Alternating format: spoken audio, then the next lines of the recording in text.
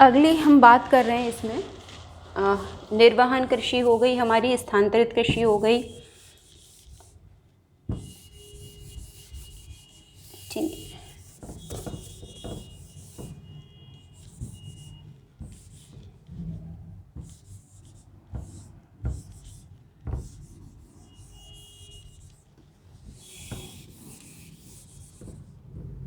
चलिए। तो अभी तक हमने पढ़ ली जैविक कृषि तक। अगली बात करते हैं हम जल कृषि की। देखिए, अब जल में पैदा होने वाली, ऐसा थोड़ा ना कि जल में पारिस्थितिक तंत्र कार्य नहीं करता, जल में भी बहुत ज़्यादा कार्य करता है। लेकिन जल कृषि का मतलब ये नहीं है कि हम उसमें पेड़ पौधे उगा रहे हैं। जल कृषि का मतलब है, देखिए मैंने आपको कहा था समय के साथ साथ क्या हो रहा है, भूमि बंजर होती जा रही है। लोगों ने बहुत ज़्यादा रसायनों का उपयोग कर लिया था। उसका क्या हुआ कि जो द्वाकरा है, ल्यूपिन है, इन संस्थाओं के द्वारा क्या किया, उन क्षेत्रों में लोग बाग बेरोजगार हो गए पैसे की कीड़े। तो उन्होंने एक योजना अपनाई कि जो खेत बंजर हो गए उनको क्या किया, गहरी खुदाई की गई। गहरी खुदाई करके मतलब पौंड, तालाब का रूप दिया गया, उनमें पानी भरा गया और उनको मछली के बीज दिए गए। मछली उत्पादन हुआ। और आपको पता है भारत में जो शाकाहारी हैं वो, भारत के पूरे विश्व की बात करें, शाकाहारी कम है, मांसाहारी लोग ज़्यादा हैं, जिसमें फ़िश बहुत खाई जाती है। तो मछली पालन करके उन्होंने एक नया व्यवसाय डेवलप कर लिया, उनको रोज़गार मिल गया और खेत का भी उपयोग। धीरे धीरे पानी भरे रहने से क्या होगा, जो उसकी क्षमता पानी की, मिट्टी की है, वो डेवलप हो जाएगी। तो भविष्य में हो सकता है कि वहाँ पे जो खेती आसपास के खेतों को, वहाँ उससे क्या मिल जाए, सहयोग मिल जाए। तो जलीय कृषि का मतलब हो गया ऐसे क्षेत्र, जलीय कृषि जैसे मछली उत्पादन करना है, मछली उत्पादन करना। इसके अलावा आपको बता दूँ, मोती भी पैदा किए जाते हैं उन्हीं फिश में, सीपों के माते, शंख हैं, सीप हैं आदि। इस प्रकार की जलीय कृषि में इनका उत्पादन विशेष रूप से किया जाता है। और मछलियों में भी जैसे आपने झींगा मछली का बहुत सुना होगा, झींगा मछली का उत्पादन है, शंख है इनका, शैवाल का है। ये ज़्यादातर कहाँ किए जाते हैं, नदी के पास, झरनों के पास, तालाबों के पास। तो ये भी एक प्रोडक्शन का तरीका है। ये भी क्या, किसके लिए किया जाता है, व्यापार के लिए। घर के लिए तो हम नहीं करेंगे ना, इतनी ज़रूरत नहीं है। तो इससे भी क्या हो रहा है, एक तरीके से मुद्रा कमाने का है। तो जल कृषि को आप समझ जाइए, तालाब, नदी, जो पोखर हैं उनके जो कृषि की जाती है उसको हम क्या कहते हैं, जलीय कृषि कहते हैं। इसमें बस ये ध्यान रखना है आपको, जलीय कृषि में अगर आपको कभी ऑप्शन भी आए या सिंपल भी आप लिखें, उभयचर नहीं लिखने। इसमें उभयचर शामिल नहीं होते हैं। उभयचर का मतलब ऐसे जीव जो जल और स्थल दोनों पे रहते हैं, जैसे अपना मगरमच्छ है, घड़ियाल है, वो है कछुआ है, ये इसमें शामिल नहीं होंगे इस खेती में। इस खेती में जो मैंने लिखे हैं सिर्फ ये शामिल होंगे। मतलब आप ये समझ जाइए, जो भी उभयचर है वो इस जलीय कृषि के अंतर्गत नहीं आएगा। तो ये आपको विशेष रूप से आपको मेंशन कर देना है, ठीक है। जलीय। अब आ जाते हैं एक्वानोनिक। आपने एक्वेरियम देखे होंगे घरों में, कई घरों में ऐसे कांच के बने होते हैं और इसके अंदर ये पानी भरा होता है। इस पानी में क्या होती हैं, फिशें होती हैं अपनी, ऐसे फिश, ठीक, फिश हैं ये सारी की चीज़ें, ये फिशेस हैं। और इन मछलियों को, मछलियाँ जब दाना खाती हैं तो वो मल भी तो गिराएंगी, तो इसमें बहुत सारा इनका क्या आ जाता है, मल आके गिर जाता है। तो मछली पालन तो हो ही रहा है। अब इस पानी में घुल गया ना, अब इसी पानी से एक पाइप लिंक कर दिया जाता है, क्योंकि ये अपने आप में एक खाद तैयार करता है, जलीय खाद। इस पाइप के माध्यम से उसको ऊपर, इसी के ऊपर एक शीट लगा दी जाती है, स्ट्रॉन्ग शीट, ठीक है। और इस पानी को, इस खादपूर्ण पानी को इस पाइप के माध्यम से इस सतह पे छोड़ा जाता है। और इस पे क्या लगा दिए जाते हैं, जो जल में पैदा होने वाली वनस्पति है। अब ये हम नहीं कहिए कि सब्जी और टमाटर, मटर ये नहीं उगेगा। जल में जो पैदा होने वाली वनस्पतियाँ जो पानी से उगती हैं, उस प्रकार की वनस्पति इसमें, या छोटे छोटे शैवाल हैं, उनका उत्पादन किया जाने लगा है। और आपको एक बात बता दूं, सबसे अच्छी बात कि सबसे पहले इसको किंडरगार्टन या किचन कृषि भी कहते हैं, एग्रीकल्चर। और भारत में सबसे पहले ये जो शुरू किया गया था, गुरुग्राम, जिसको आप गुड़गांव के नाम से जानते थे, गुड़गांव के नाम से हम जानते थे, अब लेकिन उसका नाम किया गया है गुरुग्राम, जो कि यूपी वाले क्षेत्र में। वहाँ से इस टेक्नोलॉजी, मतलब आपने मछलियाँ भी पाल ली, मछलियाँ जो अपना मल निकाल रही हैं वो पानी में घुल गया, एक तरीके की खाद डेवलप हो गई, और उसी से उन्होंने उसका पानी ऊपर डाल के क्या कर ली, वनस्पति लगा ली। कौन सी? जलीय वनस्पति। तो 2 लाभ हो गए जैविक रूप से। तो इस प्रकार के वर्तमान में बहुत डेवलप की जा रही है घरों में, क्योंकि मैं आपको बता दूं इस प्रकार की जो वनस्पति पैदा होती है उसमें प्रोटीन बहुत अच्छा होता है। किचन गार्डनिंग की अवधारणा से निकाली गई थी, जिसमें मछली और पौधे एक साथ वृद्धि करते हैं। बहुत अच्छी टेक्नोलॉजी और अपने भारत की है। पौधे को सहायता देने के लिए देखिए टैंकों के किनारों पे थर्मोकोल शीट लगा देते हैं, जिससे क्यारियां बन जाती हैं। क्यारियों में क्यारियां तैयार करनी है, वो बन जाती है इसमें। ठीक है, उर्वरकों की कोई आवश्यकता ही नहीं है, जो वो पानी में मिला हुआ है पारंपरिक रूप से उसी का उपयोग कर लेते हैं। ठीक है, तो ये कौन सी कृषि हो गई? अपनी एक्वापोनिक कृषि। सबसे कौन सी कृषि है? अपनी एक्वापोनिक। एक्वेरियम में 2 तरीके की हो गई। अब अपनी आ जाती है हमारी सहकारी कृषि। सहकारी कृषि, देखिए आपने सहकारी बैंक सुने होंगे, जो अपने लाभ के लिए 2 लोग मिलके, 4 लोग मिलके किसी तरीके की संस्था स्थापित करते हैं, वो क्या हो जाती है? हमारी सहकारी कृषि। इसमें 2-3 लोग मिलके, 2 लोग, 3 लोग, 4 लोग, वो डिपेंड करता है आपका पूंजी निवेश कितना है या आप उसमें सहयोग मात्र किस तरीके का कर रहे हो। इसमें आपस में मिलकर क्या कहते हैं, व्यावसायिक संगठन बना लेते हैं कोई भी, और भूमि पे कृषि काम करते हैं। और भूमि पे कृषि काम कैसे करते हैं? ऐसा नहीं है, इसमें मान लीजिए सहकारी कृषि में 2 लोग मिल गए, ये 2 लोगों ने मिला, खेती शुरू करी। अब खेती का जो उत्पादन होगा कुछ तो बेचेंगे और कुछ क्या करेंगे, अपने अपने उपयोग के लिए रखेंगे के लिए। अब इसमें क्या हो गया, अगर मान लीजिए हमें 100% उत्पादन मिला है तो दोनों में कितना कितना हो जाएगा बंटवारा? 50-50% का। अगर इसमें 4 लोगों को सहयोग होता है तो 4 को 25-25-25 4 बढ़ जाते। अगर 5 का होता है या 6 का होता है तो 33.3 ऐसे करके बढ़ जाते। तो जितने आप उसमें लोग मिलेंगे, जिसका जितना निवेश, अब ये तो हो गया अगर सबने कॉमन मिलाई, ज़मीन भी एक की है, किसी ने पैसा दिया, तो उसमें अगर किसी का निवेश ज़्यादा है तो उसका परसेंटेज क्या हो जाएगा? बढ़ जाएगा। आपका सबसे अच्छा उदाहरण है तो बैंकों में सहकारी बैंक कई बार खुले हुए हैं हमारे जगह, यूनियन बैंक है, नाबार्ड बैंक है, इस ये क्या है? सहकारी बैंक। इसी तरीके से ज़मीन पे कार्य हो जाते हैं। तो इस प्रकार की कृषि सब में बंटवारा होता है। जो भी उपज बेचने से पहले तो अपने घर के लिए थोड़ा बहुत जो चाहिए, उसके बेचने के बाद जो भी पैसा आएगा उसमें जो भी जिसने जितना परसेंटेज लगाया उसके अकॉर्डिंग उनको उसका फल मिल जाएगा। तो ये एक ऐसी कृषि हो गई हमारी सहकारी कृषि।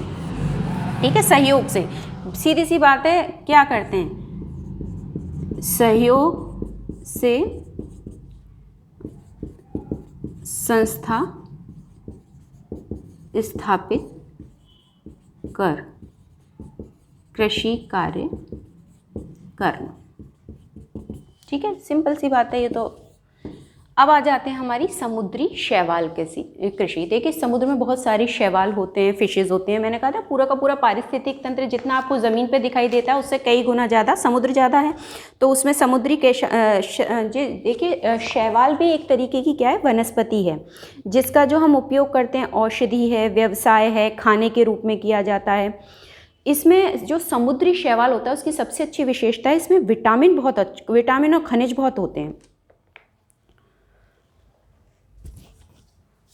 इसमें जो शैवाल क्या है, एक तरीके की क्या है, ये वनस्पति ही है।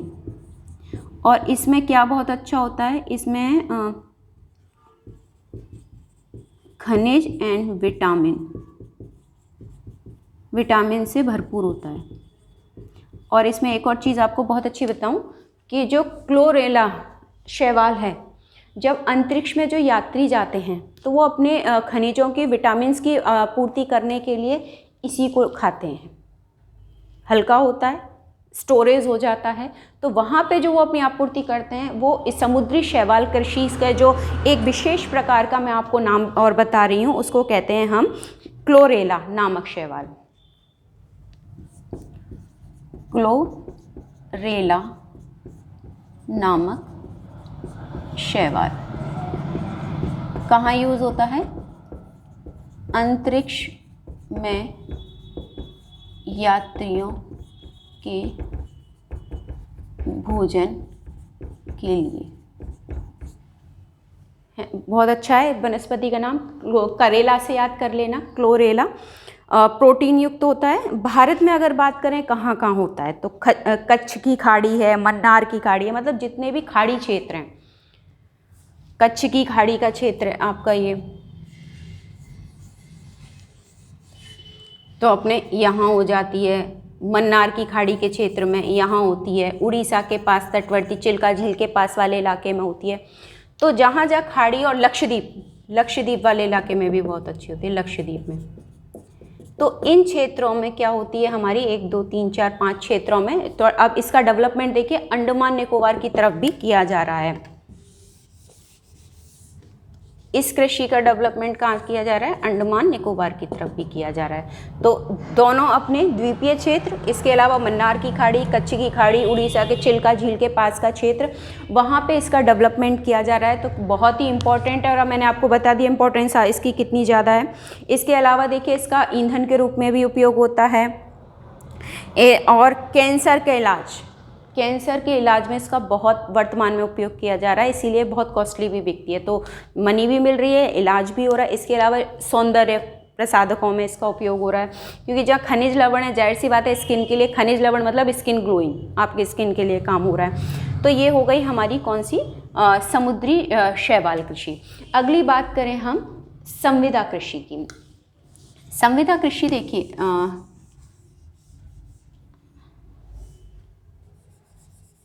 संविदा कृषि का मतलब हो गया किसी संस्था के द्वारा किसी व्यक्ति या किसी दूसरी छोटी संस्था को निर्धारित करना।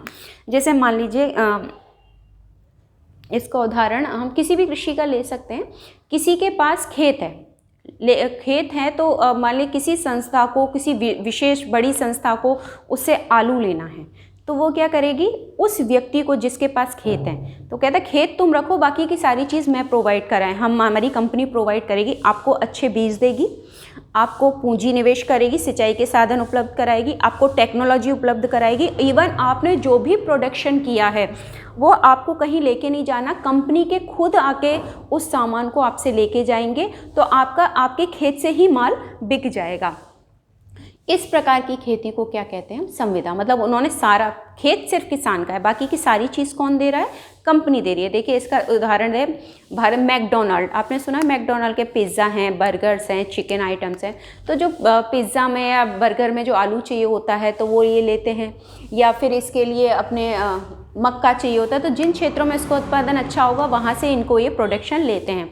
तो लेकिन उसमें एक सीमा होती है, जैसे कि जो आपका अच्छा बीज दे रहे हैं, अच्छी आपको टेक्नोलॉजी दे रहे हैं, आपको अच्छी सुविधाएं दे रहे हैं, तो उत्पादन भी क्या होगा, अच्छा। लेकिन वो सारा उत्पादन उन्हें निश्चित समय पे, ये नहीं पैसा तो आप ले रहे हो और आप काम करके नहीं दोगे, तो ऐसा नहीं होता। उसका पूरा एग्रीमेंट होता है, एग्रीमेंट के तहत वो काम करते हैं। निश्चित समय पे पूरी फसल उठा के वो किसको, उस कंपनी को जिसने उसको निवेश किया है वो दे देते हैं। तो इस प्रकार की खेती क्या होती है, हमारी संविदा कृषि के नाम से जानी जाती है। भारत के कई राज्यों में, एमपी में होती है, हिमाचल में की जाती है इस प्रकार की संविदा कृषि। वर्तमान में इसकी तरफ काफ़ी लोगों का रुझान बढ़ रहा है, क्योंकि उसमें सब सिर्फ खेती तो देना है, तो इसी के आधार पे ये काम शुरू किया जा रहा है। जैसे हिमाचल में आलू है, छत्तीसगढ़ का पत्ता गोभी है, तो इस प्रकार की विधि से किया जाता है। शुष्क भूमि कृषि, नेक्स्ट अगर हम बात करें शुष्क भूमि कृषि की,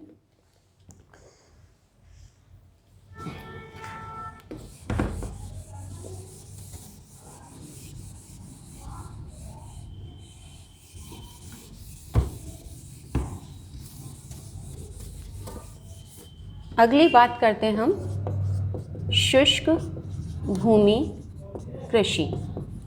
शुष्क भूमि कृषि का मतलब जहाँ वर्षा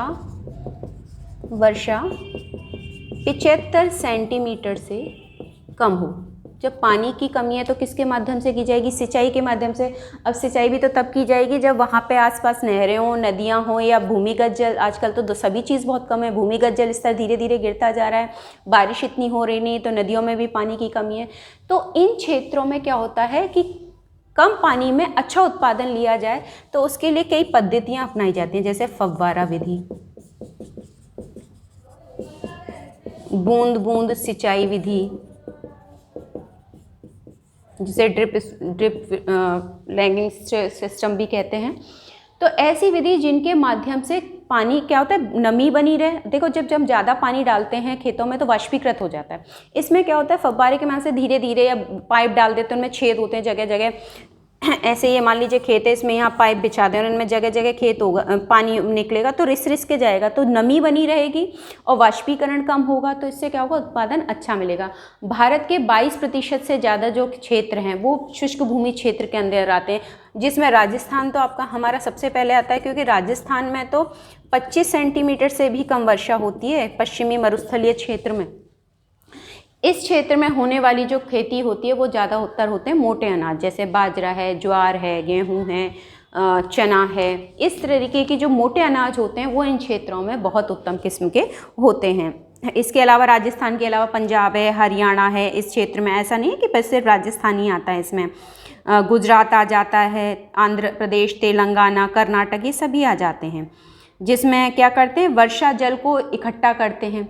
जैसे आपकी राजस्थान में भी पालीवाल ब्राह्मणों के द्वारा बनाई गई एक विधि काफ़ी फेमस है, या पोखर बना के उनको पानी को सुरक्षित रख लेते हैं। इससे क्या होता है, भूमि विकास किया जाता है, और क्या पानी को आकर्षित करने के लिए वृक्षारोपण किया जा रहा है, ताकि जो ग्रीनरी है उससे जो वाष्पीकृत वो प्रक्रिया होगी तो उसके माध्यम से क्या होंगे, बादल आकर्षित हो गए तो पानी की आवाग बढ़ सके। तो वृक्षारोपण भी इन क्षेत्रों में ज़्यादा से ज़्यादा किया जा रहा है कि किस लिए, कि वाष्पीकरण कम से कम हो सके। कई फायदे हैं वृक्षारोपण करने के, तो ठीक है। पशुधन विकास किया जा रहा है जिससे चारे की हो जाए।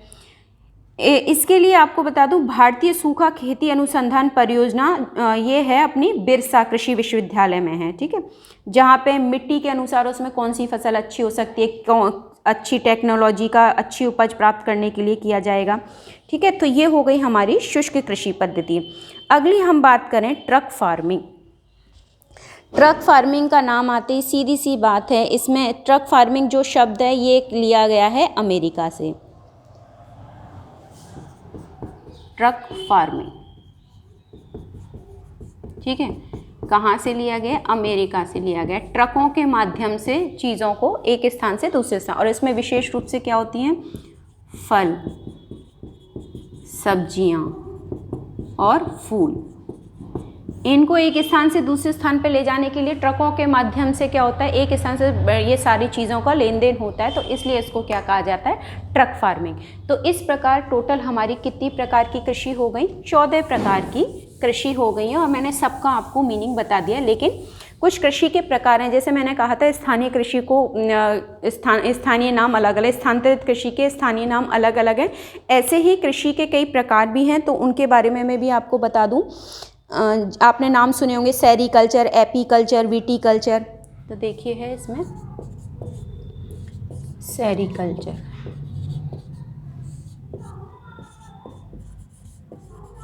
एपीकल्चर, ठीक है, नाम बता रही हूँ फिर इनके मतलब बता दूंगी। Sericulture, AP, viticulture.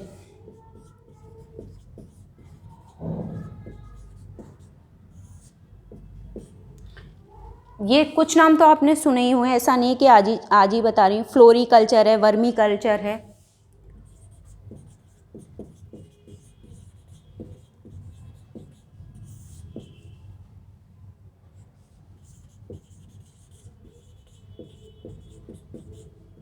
और ये आपको याद होने ही चाहिए, बहुत इंपॉर्टेंट है। ऐसा नहीं है कि नहीं हमने पढ़े, कई बार हम गलती भी कर जाते हैं। पॉमी कल्चर है, ओलरी कल्चर है,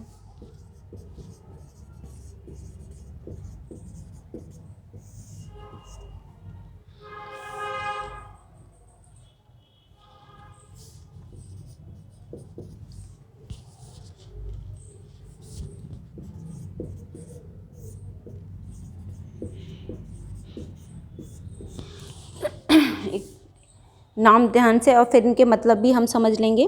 पीसी कल्चर, हॉर्टिकल्चर,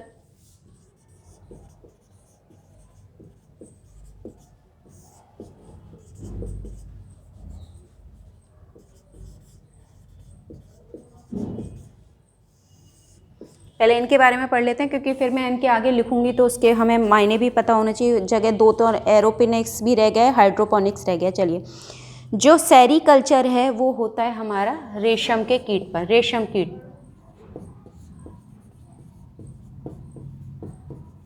इसमें रेशम के कीड़े पाले जाते हैं जिनको लूम कहते हैं। और आपको बता दूं रेशम बनने की प्रक्रिया अगर आपने नहीं देखी हो, शहतूत के पेड़ पे और अशोक के पेड़ पे विशेष रूप से कीड़े लगते हैं लंबे लंबे।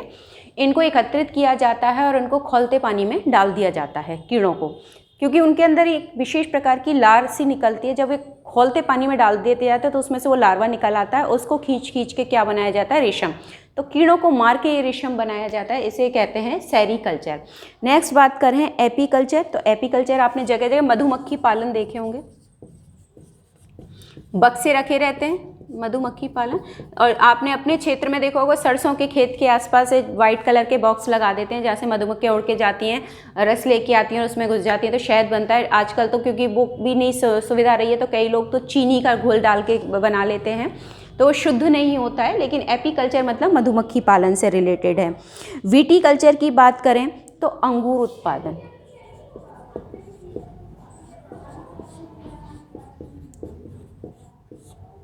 फ्लोरिकल्चर फलों का उत्पादन, जितने भी फलों का प्रोडक्शन हो रहा है वो अपना किस में आ जाता है, फ्लोरिकल्चर में आ जाता है। वर्मी कल्चर में केंचुआ, वर्मी तो वर्मी कंपोस्ट मैंने कहा केंचुआ खाद के लिए भी उपयोग होता है, केंचुए के उत्पादन से। पॉमी कल्चर ये भी फलों से है। तो देखिए फ्लोरी और पॉमी दोनों फलों के उत्पादन से, आपको वो फूलों का है ये फलों का है, दोनों में अंतर देख लेना, कई बार कंफ्यूज हो जाते हैं। ऑलरी कल्चर ये सब्जियों के उत्पादन से, ठीक है, ये आपको याद करने हैं इसीलिए लिख रही हूँ। ऐसा नहीं है कि आपकी बुक में दूर दूर दिए गए हैं, लेकिन मैं एक संग लिख रही हूँ। पीसी कल्चर मछली, मैंने आपको जलीय कृषि बताया था ना, वो वाला पीसी कल्चर। हॉर्टिकल्चर ये हो गया बागवानी, ठीक है। तो कई चीज़ें तो आपको मेंशन मैं कर चुकी हूँ खेती के माध्यम से। एक है एरोपोनिक्स, बहुत अच्छा है इसको देखना, एरोपोनिक्स अच्छा है इसलिए आपको याद रखना। हवा में पौधे उगाना, हवा में पौधे उगाना। अब कहेंगे मैडम हवा में पौधे कैसे उगेंगे, बिल्कुल उगेंगे। गमलों को टांग नहीं देते जगह जगह जहाँ स्पेस कम होता है, टांग के करके वो जो प्रक्रिया होती है उसे कहते हैं हम एरोपोनिक्स की प्रक्रिया, ठीक है, हवा में पौधे उगाना। एक होता है हमारा हाइड्रोपोनिक्स,